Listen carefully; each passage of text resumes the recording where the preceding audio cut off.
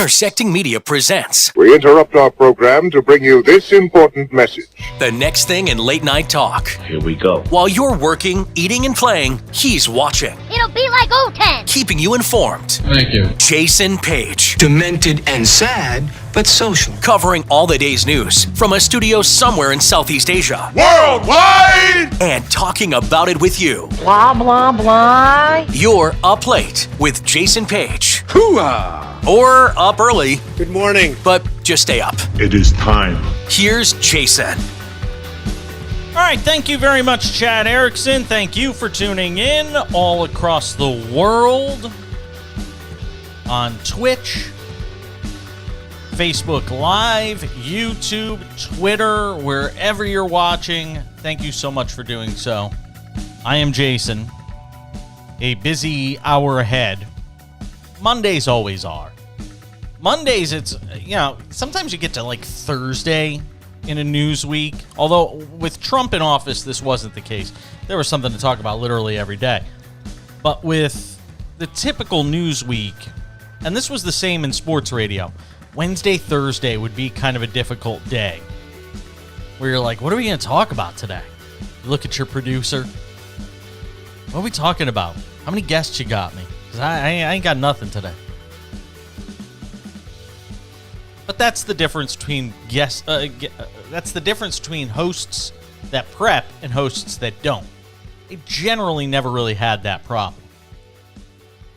But Mondays, that's never an issue. Even in the Biden White House and in the Biden presidency, there's still plenty to talk about. Trust me.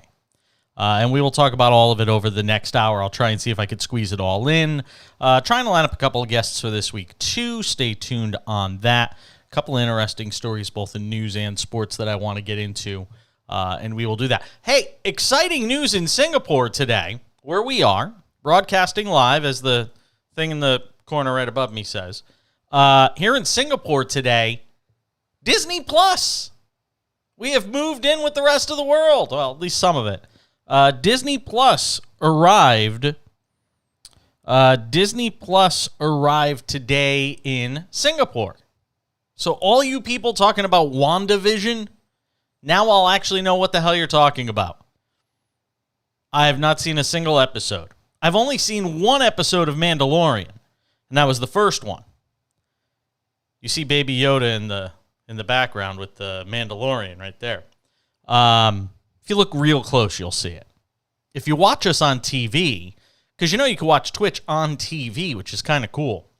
If you have one of those smart TVs that has Twitch, you could actually watch us there. If you have Facebook Live, you can watch us on TV too. There's a way to actually watch shows on Facebook Live, which is kind of cool as well. But we're going to be able to watch soon enough. I haven't seen WandaVision yet. I started looking through some of the episodes today, Diane, or buddy Diane in Southern California saying hello.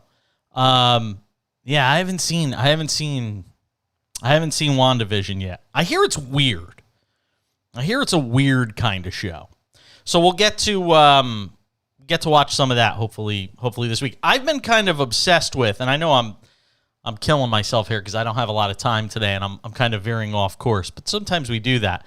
I started watching Bridgerton on Netflix. Oh, my God. I'm only 4 episodes in, so I've still got all sorts of stuff to watch. And I know, like, the 6th episode is supposed to be the controversial one. We've only watched 4 episodes, but my partner and I, we are hooked on Bridgerton. Hooked on it.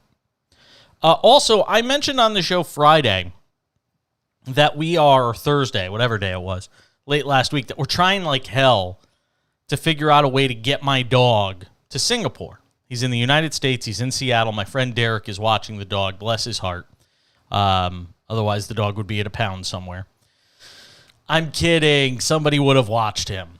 Our dog, Dookie, our gorgeous little puggle, has been stranded in the United States as a result of some errors in paperwork by our pet travel agent who was supposed to get him here. It's been a bit of a nightmare. So we've come to 2 different possible solutions to get him here. Neither are cheap. That's the first thing I'll say. Shipping a dog is tougher than getting a human. Who would have known? We've got two possible solutions to getting the dog here.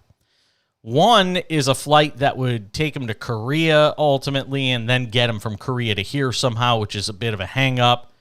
The other would be literally me flying back to the United States just to get the dog. But if I have to fly back and get the dog, then in that case, I've got to come back and do the 2-week quarantine again here in Singapore. And I've already done that once. Spending 4 weeks in a hotel, 2 weeks the first time around, 2 weeks the second time around, is more than I can bear. So we're trying to get to a solution where we get the dog shipped from Lufthansa, then eventually to Asiana Airlines. It is beyond a headache. It's beyond anything you could possibly imagine. So that's where we are on the dog front. Okay. Let me start the show today, and I think it's important that because much of America is acknowledging it, I think we all have to acknowledge the grim milestone that we've reached in the United States. That the United States now has surpassed 500,000 dead people in basically a year. Think about that for a moment. Process that. Let it, as an old colleague of mine used to say, marinate in that for a minute. Think about how many people, 500,000 people are dead, gone, that were here a year ago, not here anymore because of COVID-19. Think of Yankee Stadium filled up 10 times. Think of the big house in Michigan filled up basically 5 times. 500,000 people are dead. And one of the things I always try to do when we talk about a story is learn something from it.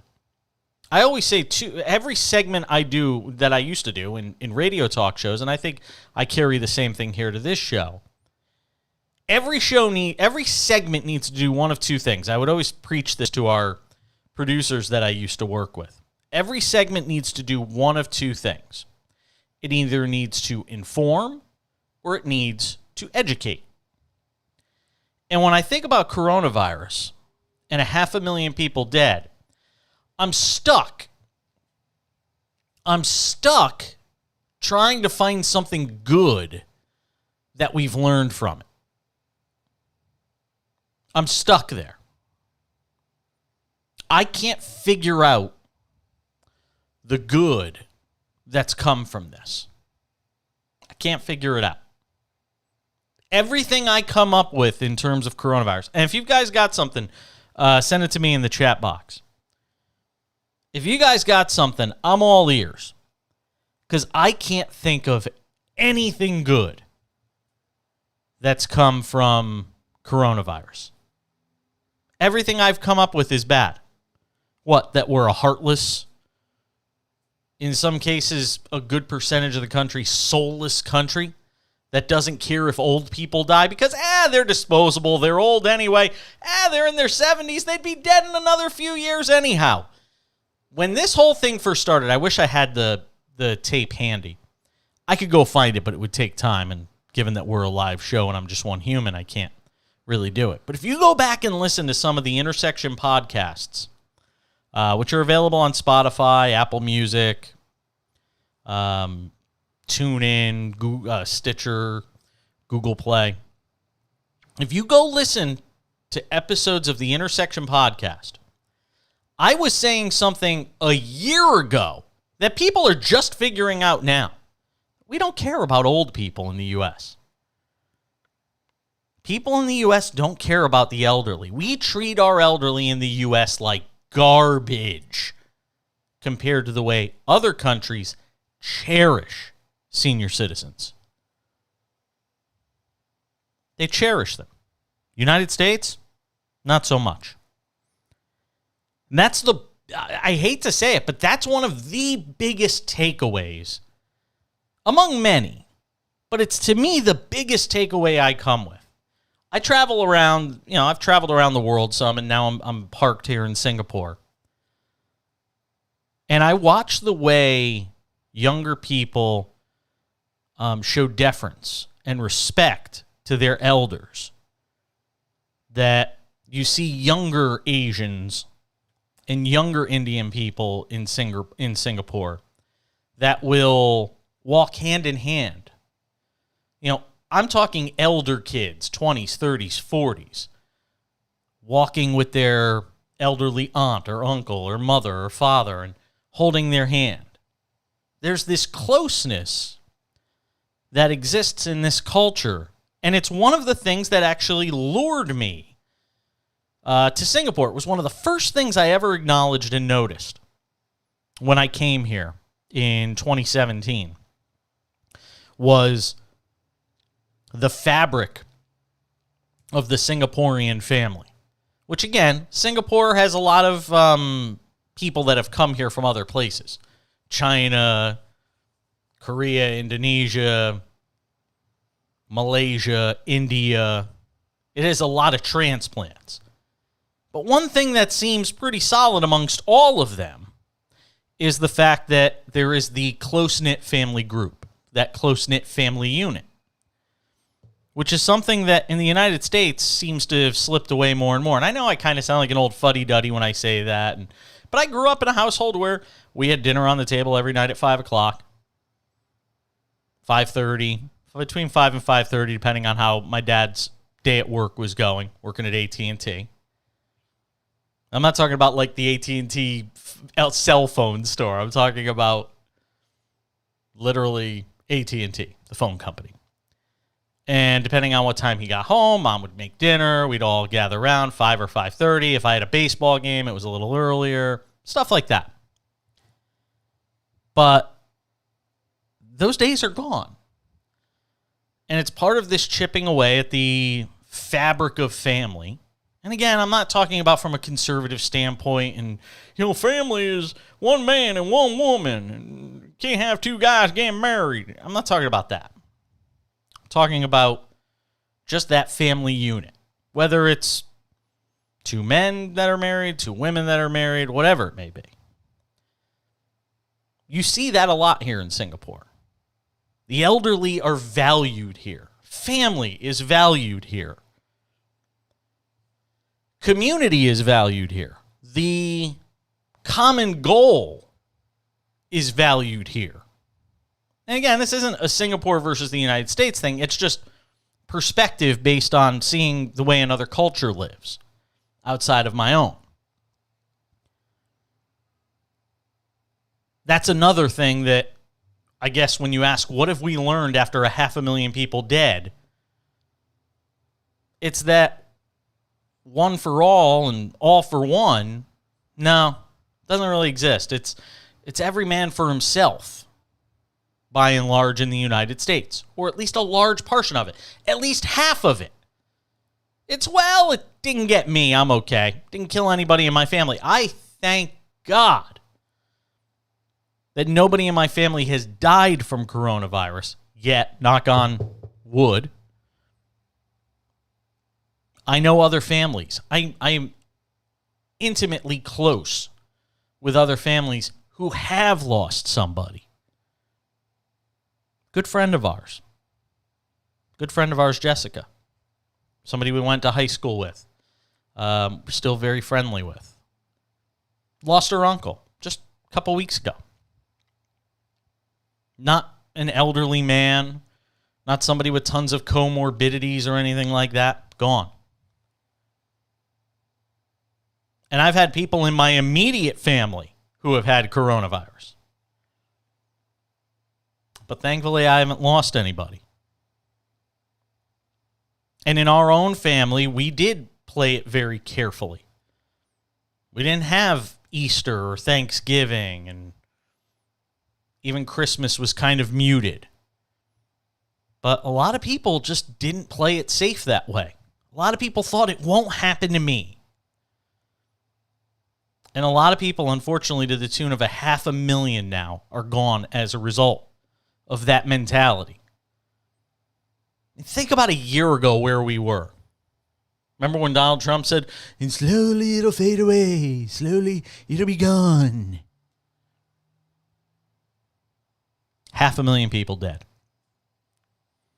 And if you look on the screen, you see the statistics, which sometimes, again, in the face of real human tragedy, kind of you miss the point on. But you see where the numbers are right now, and they're down significantly. And a lot of people get a false sense of security from something like that. From where our peak was to where we are now, we are significantly down. Will it stay that way? Hopefully. Hopefully it continues to go downward.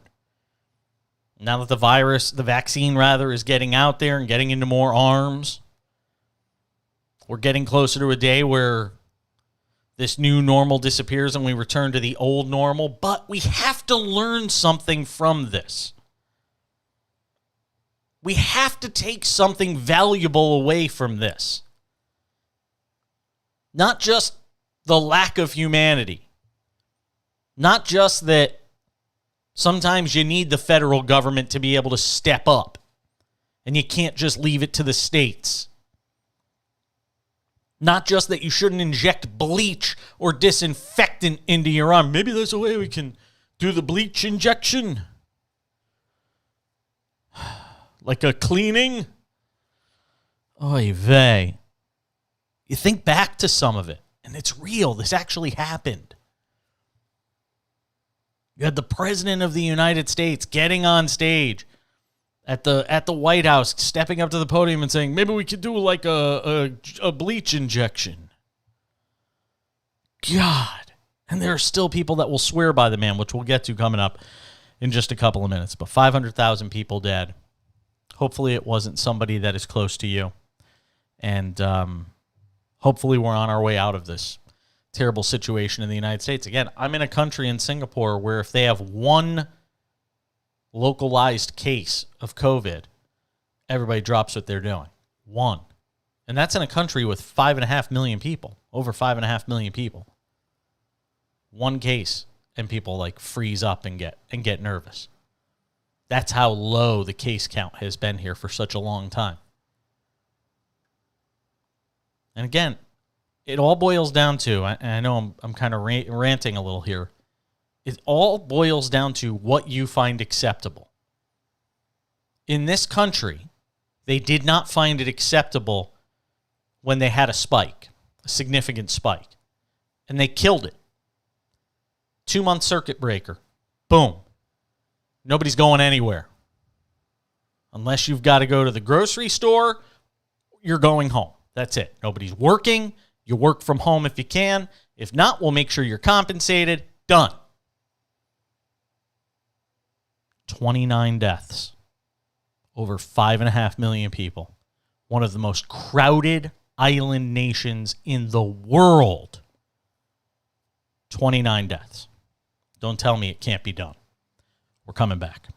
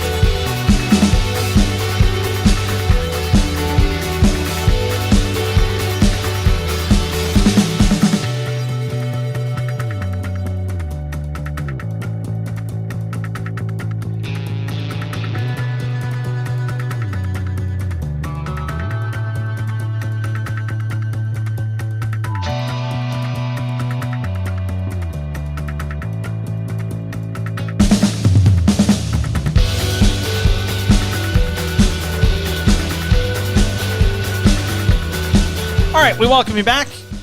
Up Late with Jason Page. Up Late with Jason Page, the podcast. If you're listening, thank you for doing so. Now available from Believe. And very excited, the Up Late with Jason Page podcast now available on Spotify, on Stitcher, Google Play, Apple Music, TuneIn. We're everywhere. Everywhere you get your podcasts, you can now listen to Up Late with Jason Page. So if you happen to miss the show when we're on late at night, when you get up in the morning, first thing you do, on your way to work, boom. Done. Find yourself with a few extra minutes, maybe at lunchtime you want to listen in. You can do that too. Okay. I always try to, I can't quit him. Every time I try to get away from Donald Trump, inevitably the conversation somehow comes back to him. But it's not my obsession with Trump that's the issue. It's the GOP's obsession with Trump that is the issue. And will ultimately be the downfall of the party. The Trump GOP is what I'm talking about here. Take a look at this poll. Because I think this has to be extremely alarming if you're the Republican Party. Again, if you're the Democratic Party, I'd just stand back and get out of the way and watch the implosion occur. Kind of like what happened to the Trump Hotel and Casino in Atlantic City that finally was put out of its misery. If Donald Trump formed a third party, this was a USA Today Gallup poll. If Donald Trump formed a third party, this is among Trump voters, 46% said they would support the Trump party. 27% said they'd support the GOP. And 27% said, I don't know. Think about that for a second. Because even if you split the 27% in half, that gets you 60% of current Trump voters saying they'd split and go with Trump. So if there was ever a case of the GOP even being more tethered to somebody who you should never be tethered to, this is it. This is what Armageddon looks like for the Republican Party. And again, I was saying this almost 2 years ago in 2019, that this Armageddon, this day of reckoning was coming for the GOP. I could go find the tapes. I got the receipts to prove it. I told you 2 years ago, not now when everybody else is saying it. 2 years ago, I told you the day of reckoning was coming. And you know who even said it before I did? Was Jeb Bush, of all people. Jeb Bush even said it. The guy was going to blow up the party. And he is. Take Steve Scalise, the minority whip in the House. He was a guest of Jonathan Karl this weekend. This week on ABC News. You want to see what fear of Donald Trump, even though he's not the president anymore, actually looks like? Take a listen to this. The Republican leader in the House had to say in January about the president and January 6th. The president bears responsibility for Wednesday's attack on Congress by mob rioters. He should have immediately denounced the mob when he saw what was unfolding. These facts require immediate action by President Trump. Accept his share of responsibility. You heard him say the facts require immediate action from President Trump. We obviously didn't hear it then. When you met with the former president, did you ask him to take responsibility? Did he take responsibility? No, this is what tap dancing looks like, by the way. Well, Jonathan, I was in Florida doing some fundraising throughout a number of parts of Florida. I ended up at Mar-a-Lago, and the president reached out, and we visited. I hadn't seen him since he had left the White House, and it was actually good to catch up with him. I noticed he was a lot more relaxed than his 4 years in the White House. He still cares a lot about this country and the direction of our country. But it was a conversation more about how he's doing now and what he's planning on doing and how his family is doing. But notice that Steve Scalise totally dodged the question. Nothing about what Kevin McCarthy said, Trump responsible, nothing. So Jonathan Karl presses him. But wait a minute. I mean, he hasn't taken responsibility. You heard Kevin McCarthy say, do you agree with what Kevin McCarthy said there, that the president must take responsibility, that the facts demand that he take responsibility for what happened on January 6th? Well, first of all, I wrote a Wall Street Journal editorial about where I think the responsibility lays for January 6th, and surely there's a lot of blame to go around, but at the end of the day, the people who stormed the Capitol on January 6th, it was a disgrace, and they need to be held accountable. And in fact, over 180 have already been arrested, and I know the FBI is working to root out every person who broke into the Capitol, who attacked police. There's no place for Steve, answer the question. It's obvious. I'm asking about Donald Trump's role in this. You heard, again, Kevin McCarthy. Do you agree with what he said? That he bears responsibility for what happened, Well, again, you can go back and look at the impeachment trial, the second impeachment trial. It seems like all they've done since the day he walked into office was try to impeach him. But again, when you look at that trial, they ran a clip of pretty much every United States senator who voted to impeach President Trump, who talked about things like go and fight like hell and other things like that. So you're saying he doesn't bear responsibility? When you look at President, President Trump has denounced what happened, and I think everybody should have been unequivocal in their denouncing of what happened, not only on January 6th, but during the summer when they were burning down cities, shooting cops. That is a scared puppy. Don't want to be on Donald Trump's bad side. Don't want to get primaried. Love that government pension, that free parking at the airport in Washington, D.C. Oh, no, can't lose that. Beating people in the streets. You saw the left denouncing January 6th. As we did, they didn't denounce what happened during the summer. So let's be across the board and saying anybody who resorts to violence to settle political disputes, there's no place for that in America, and it should be disputed unequivocally. Let's also be clear, then President Donald Trump did not denounce what happened on January 6th. But clear this up for me. Joe Biden won the election. He is the legitimate president of the United States. The election was not stolen, correct? And this, again, is where Steve Scalise, the minority whip in the House, is speaking to a crowd of one. Look, Joe Biden's the president. There were a few states that did not follow their state laws. That's really the dispute that you've seen continue on. And look, if you're Joe Biden, you probably want to keep talking about impeachment and anything other than the fact that he's killed millions of American energy jobs, that he continues they just signed the Paris Accord. It's going to kill manufacturing jobs in America. But at the end of the day, when you look at where we are in this country, either we're going to address the problems that happened with the election that millions of people are still concerned about. The Constitution says... You mean the problems that, I don't know, every court in the land said weren't problems? Is that what you mean? Is that what you mean, Steve? Show me a court win. Somewhere. Anywhere. Oh, by the way, you just lost another one on Monday.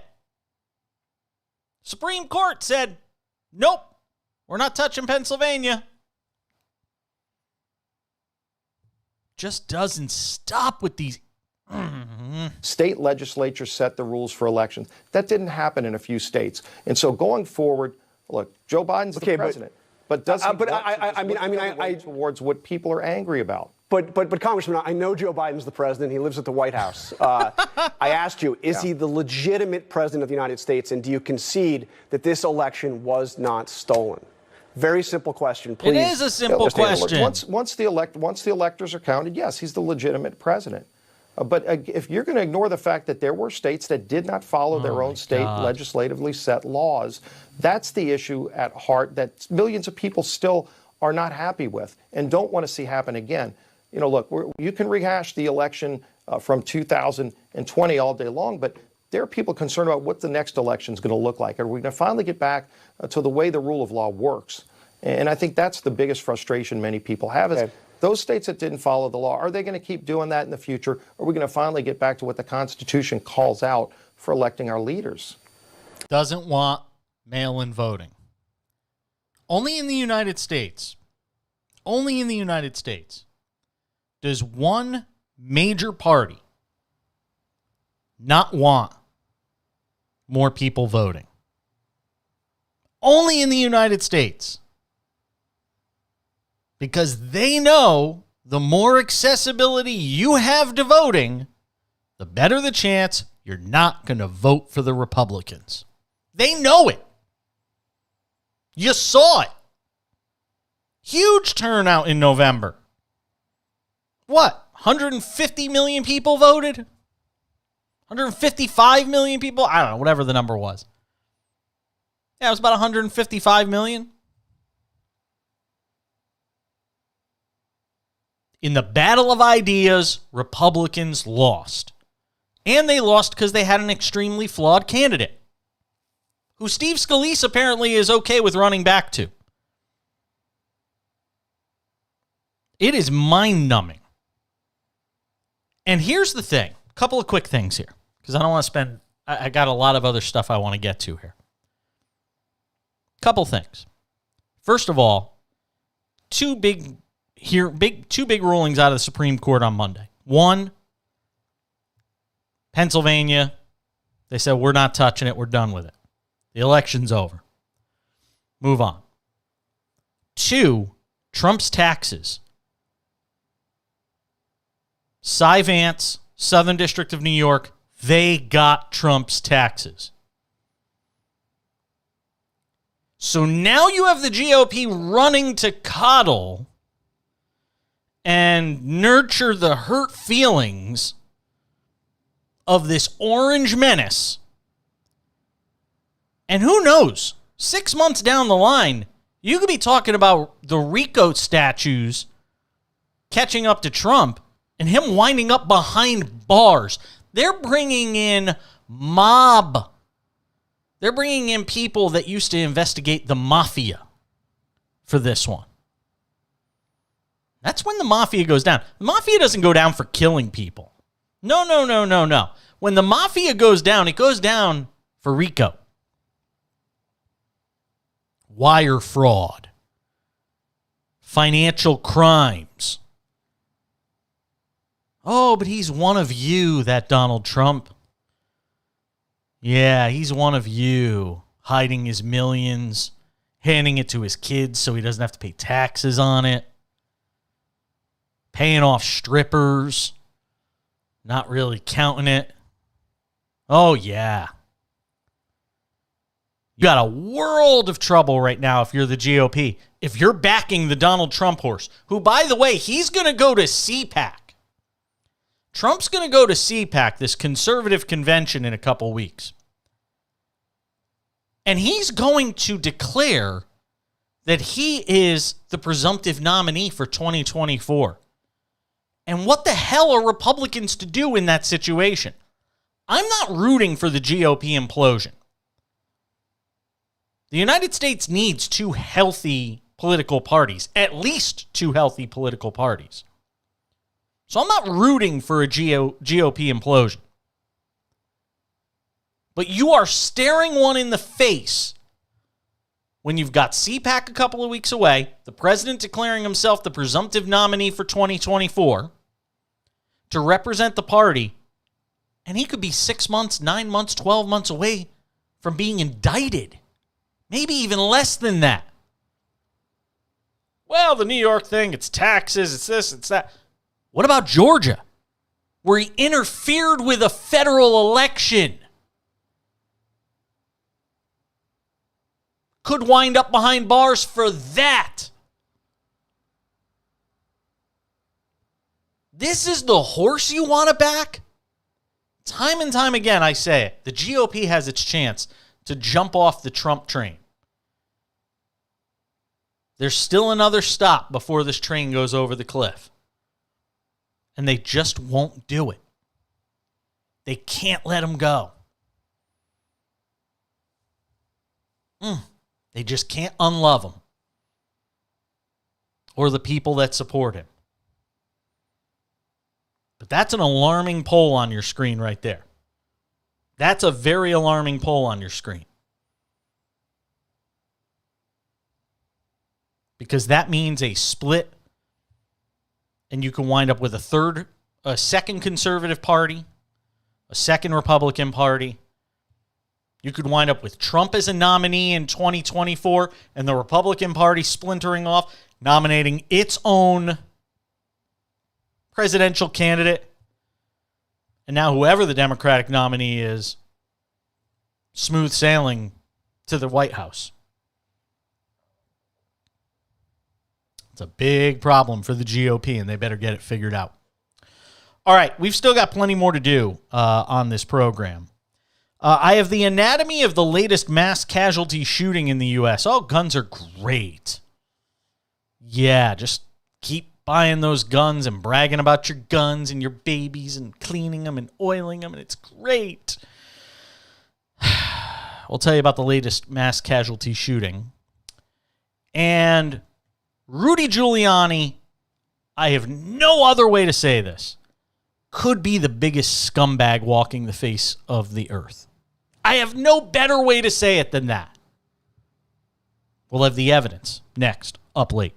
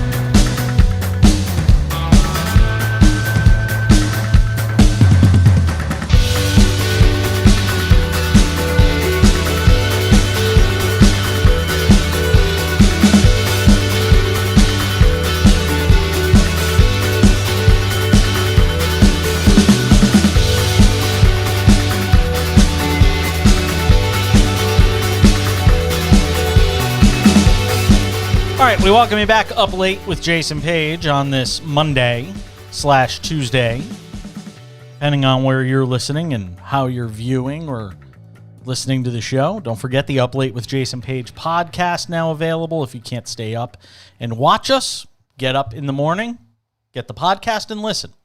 It's free. We even cut out these little commercial breaks or breaks because we don't have any commercials per se, at least not yet.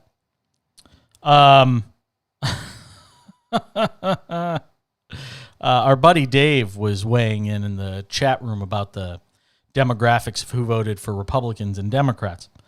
Listen, I say this all the time. People vote against their own interests all the time in politics, especially in the United States. I mean, the elderly voted for Trump overwhelmingly in 2016. Guess who died the most in coronavirus? The elderly. And then according to exit polls, they still voted for him in 2020. You get the government you ask for. I mean, my parents are the perfect example. They're bitching and moaning about having to stay in their house for a year because of coronavirus and how it's being handled. And, oh my God, we should be able to go play bingo. And I want to be able to go out to the diner on Friday nights. And, oh my God, I can't see my kids and my grandkids. You voted for the guy who's the reason why it was so screwed up. Look at yourself. Nobody to blame but you. Facts. Hashtag facts matter. I'll be pissed. Look in the mirror. Okay. I want to talk about Rudy Giuliani here in a second, because he is just the biggest piece of trash walking the face of the earth. If there is anybody I would love to see locked away, just never see the light of day again, it would be Rudy Giuliani. We can't get that lucky. But anyway, I'll have the anatomy of the latest mass casualty shooting in the U.S. coming up here just for a minute. So did you see this thing in Louisiana? A bunch of people died at a gun shop. Boy. Because somebody walked in with their gun, and according to the reporting on this story, and according to the police who have started already talking about it, you had a man walk into a gun shop with a loaded weapon. And when he was asked by those working at the gun shop to unload his weapon, he refused, got pissed, and started shooting a bunch of people. Several people are dead. Bunch of people injured. Then you got people in the gun shop firing at the assailant. So you've got the wild, wild west in Louisiana at a gun shop. Congratulations. Because a good guy with a gun will kill a bad guy with a gun. But in the meantime, a few other people might get killed.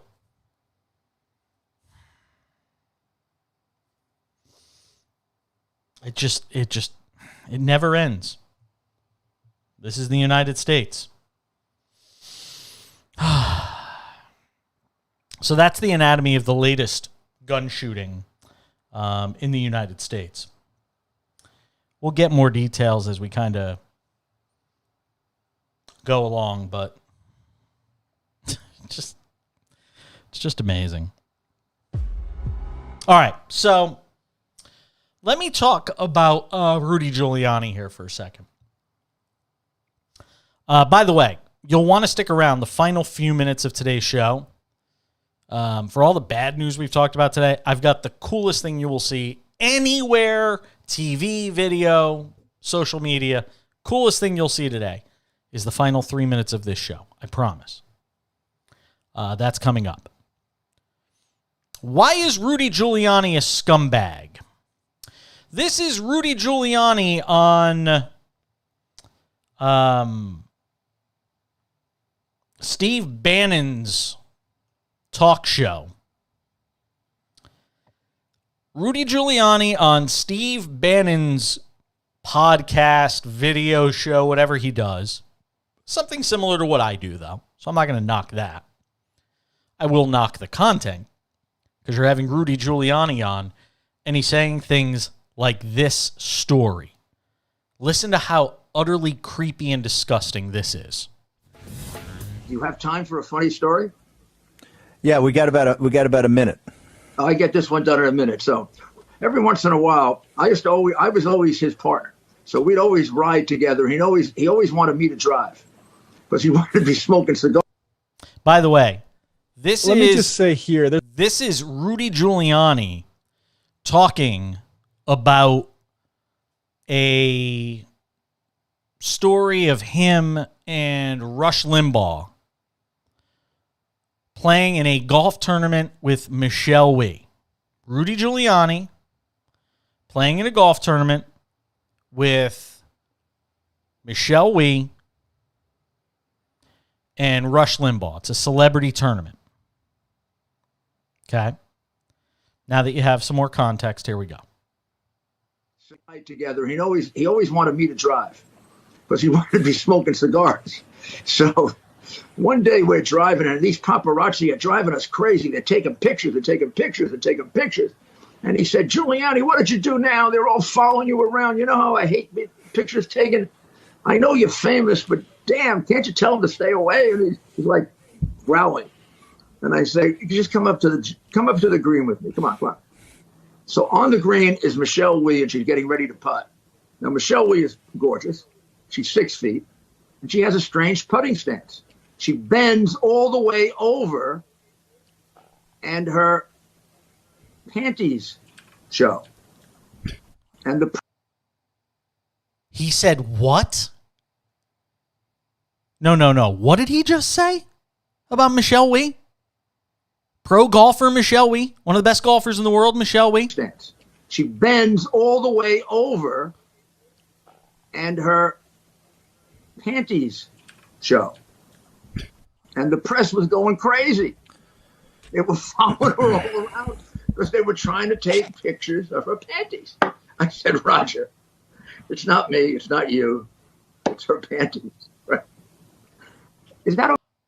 I mean, really? That's what Rudy Giuliani is talking about with Steve Bannon? And trust me, I'm looking at the video of it. I'm just giving you the audio because I didn't have time to pull the video just before we came on. But Steve Bannon looks mortified having to hear this story. Okay to tell that joke? I'm not sure. We already told Rudy it. So says, then Rudy says, is it okay to tell that joke? First of all, it's not a joke. If you needed any further evidence of the kind of scumbag that Rudy Giuliani is, he's talking about looking at Michelle Wie's panties while she's golfing. Oh, it's just locker room talk, though, right? I'll say it again, America. Say it again. It all comes down to what you are willing to accept from your elected leaders and leaders in general. Because Rudy Giuliani, for better or worse, big part of the GOP, they love to own him when he's riding on Trump's coattails. They're going to probably run from him now when they're asked about him. Oh, God, I wish I can get this image on the screen. I mean, it really is just... It's almost worth it for me to kind of pause what I'm doing here and just show you guys the creepiness that is Rudy Giuliani. Just disgusting. Like I said, if Trump gets locked up, I hope Rudy gets locked up right next to him. Not in the same cell, because then they'll have each other's company. Although that might even be worse for Trump if he actually had to sit in a cell with Rudy for, 5 to 10. Wouldn't take much more than that. Trump's got no more than 5 to 10 left anyway.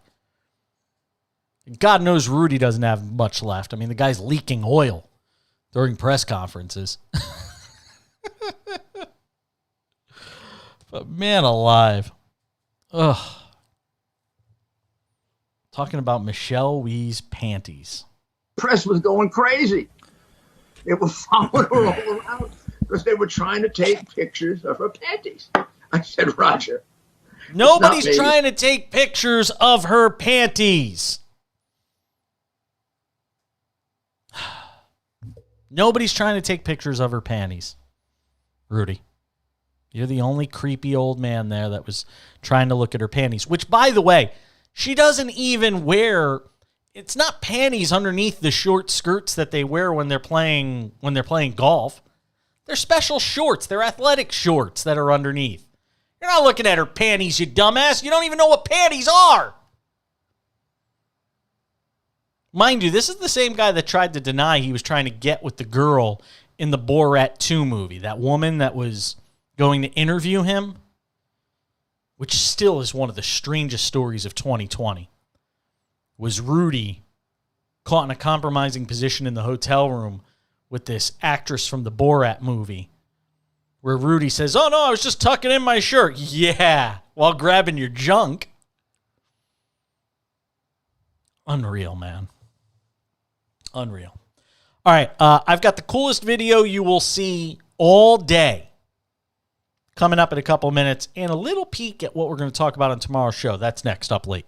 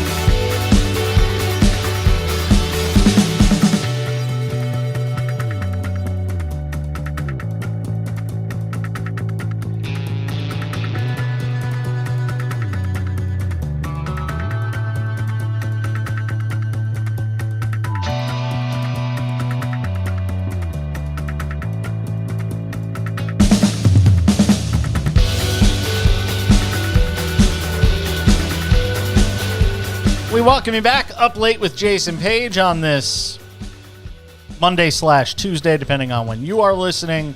Who knows? You could be listening days from now on the Up Late with Jason Page podcast. Subscribe. It costs you nothing.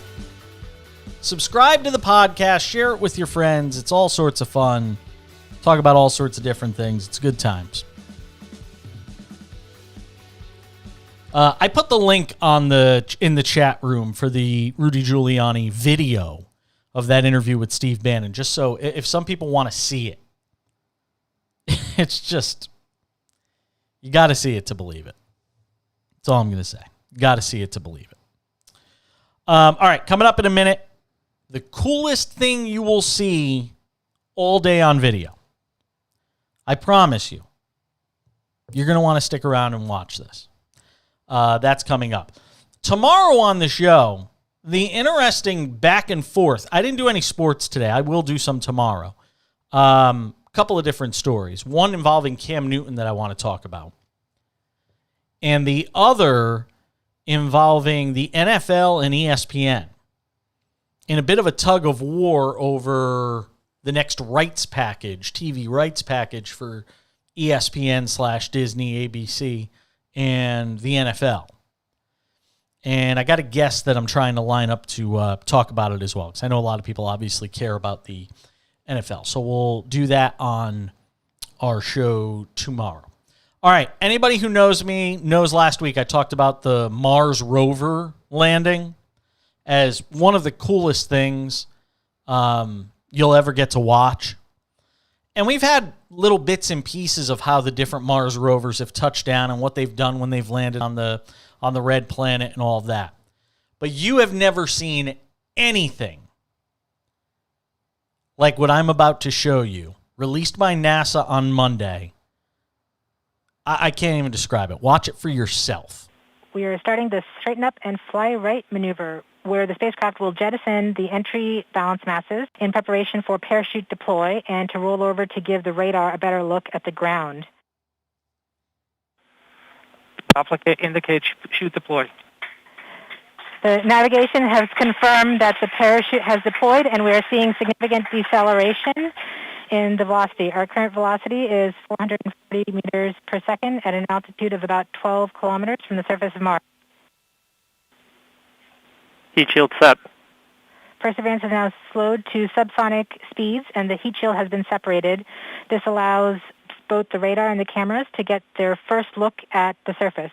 Current velocity is 145 meters per second at an altitude of about 9.5 kilometers above the surface.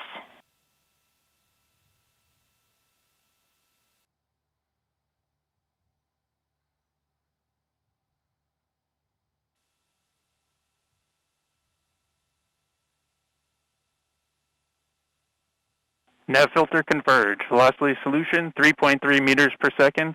Altitude 7.4 kilometers. Now has radar lock on the ground. Current velocity is about 100 meters per second, 6.6 kilometers above the surface of Mars.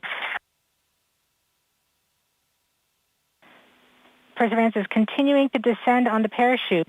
We are coming up on the initialization of terrain relative navigation and subsequently the priming of the landing engines. Our current velocity is about 90 meters per second at an altitude of 4.2 kilometers. OVS valid.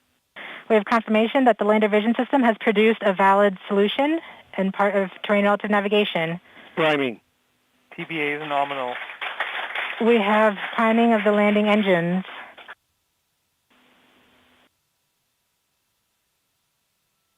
Back shell set. Current velocity is 83 meters per second at about 2.6 kilometers from the surface of Mars. We have confirmation that the back shell has separated. We are currently performing the divert maneuver. Current velocity is about 75 meters per second at an altitude of about a kilometer off the surface of Mars. TRN safety Bravo. We have completed our terrain relative navigation. Current speed is about 30 meters per second, altitude of about 300 meters off the surface of Mars. We have started our constant velocity accordion, which means we are conducting the sky crane, about to conduct the sky crane maneuver. extraction maneuver has started. About 20 meters off the surface.